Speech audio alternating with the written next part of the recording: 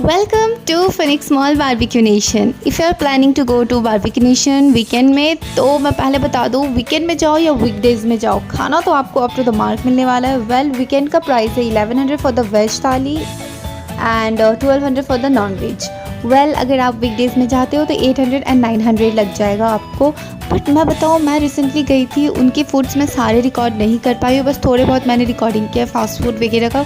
But उसका जो मैं आउट ऑफ 10 उनको रेटिंग दूंगी 9.5। इतना डिलीशियस था, इतना डिलीशियस था। अभी जाओ क्योंकि बहुत मस्त मस्त डेकोरेट करके रखा है फिनिक्स मॉल के पास। सो जाओ जाओ और बताना कैसा लगा वहाँ का खाना। टाटा।